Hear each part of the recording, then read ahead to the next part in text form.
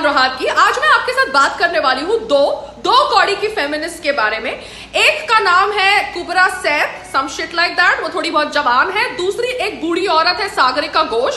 Sorry, हम सब बूढ़े होने वाले हैं, मगर I have to differentiate between both of you because both of you are collectively targeting Kangana Ranaut Y+ security. तो मैं आप दोनों को इतना कहना चाहती हूं कि कंगना रनावत की Y+ सिक्योरिटी को टारगेट करते हुए आपने जो इंडियन टैक्स पेयर्स के मनी के ऊपर चर्चा चालू करी है, तो आपको पता चलना चाहिए कि इंडियन टैक्स पेयर्स का मनी इस्तेमाल किया जाता है वो बंगले का रेंट पे करने में, जो बंगले के अंदर प्रियंका गांधी रहती है, जिसके आप शायद समर्थक हैं क्योंकि वो कांग्रेस से जुड़ी हुई है। तो मुझे आप बताइए कि प्रियंका गांधी को वो बंगला क्यों दिया गया, जबकि वो कोई गवर्नमेंट पोजीशन होल्ड नहीं करती, बस सिर्फ गांधी सरनेम रखती है। तब आपको इंडियन टैक्स पेयर्स के मनी के बारे में याददाश्त नहीं आती, मगर नहीं आती क्योंकि आप लोग ऑब्वियसली सिलेक्टिव एमनीजिया से सफर करते हैं। रही बात कंगना रनावत की, कंगना रनावत 100 करोड़ की पिक्चरें करती है बॉक्स ऑफिस के ऊपर, जो बिजनेस करते हैं बॉक्स ऑफिस के ऊपर, and she is a respected Indian citizen. अगर आपको उसकी सोच से सहमति नहीं है तो उसका मतलब ये नहीं है कि आप उसे धमकी दे।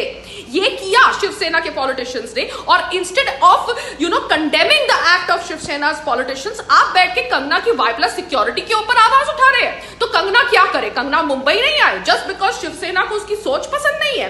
अब आप लोग कंगना के साथ सहमति नहीं रखते, उसका मतलब आप कंगना की पब्लिक लिंचिंग अलाउ करेंगे? आप इस तरह की दो कौड़ी की फेमिनिस्ट है। जी हाँ, आप इस तरह की दो कौड़ी की फेमिनिस्ट है क्योंकि कोरोना वायरस में तो आप बहुत ही ज्यादा जॉबलेस हो गई होगी। टैलेंट तो आपके पास था नहीं, और जो भी टैलेंट था वो टैलेंट शायद काम नहीं दिखा रहा, तो इसलिए देश बेचना या कुछ और बेचना आप शायद नहीं कर पा रहे, इसलिए अभी आप कंगना को टारगेट कर रहे हैं। तो कंगना को टारगेट करने से पहले इतना समझ लीजिए कि कंगना इतना टैक्स पे करती है जितना आप दोनों ने अभी तक अपनी जिंदगी में कमाया भी नहीं होगा। जी हाँ, द जवान one and the Burhi one, that's about it. Get a life and get lost. नमस्ते।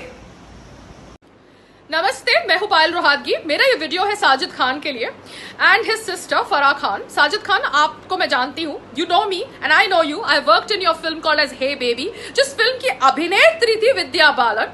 अब विद्या बालन ने वो फिल्म पाने के लिए क्या किया ये मुझे नहीं पता, मगर सुनने में आया है कि 3 औरतों ने आपके ऊपर इल्जाम डाला है ऑफ सेक्सुअल मिसकंडक्ट। ये हुआ था जब मी टू एलिगेशन चल रहे थे भारत के अंदर, और बहुत सारा मीडिया ट्रायल हुआ था अगेंस्ट द पुरुष।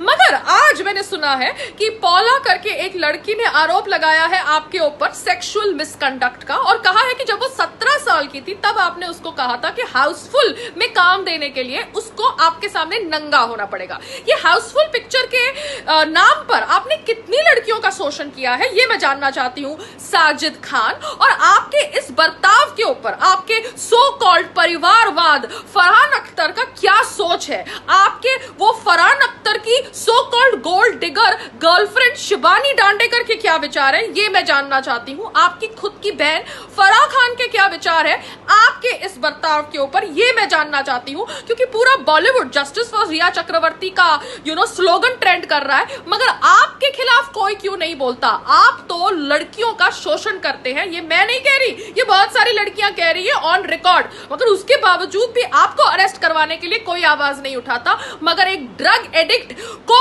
अरेस्ट होने के बाद उसके बचाव के लिए ये सारे बॉलीवुड वाले आ जाते हैं। तो ये है आपका सच्चाई। आप बॉलीवुड वाले ड्रग्स से इतना प्यार करते हैं कि एक स्मॉल टाइम ड्रगी को बचाने चले गए, और खुद के परिवार के अंदर एक आदमी जो सेक्सुअल मिसकंडक्ट का प्रयोग करता है to get girls for his films, वो आदमी का समर्थन करते हैं। नमस्ते।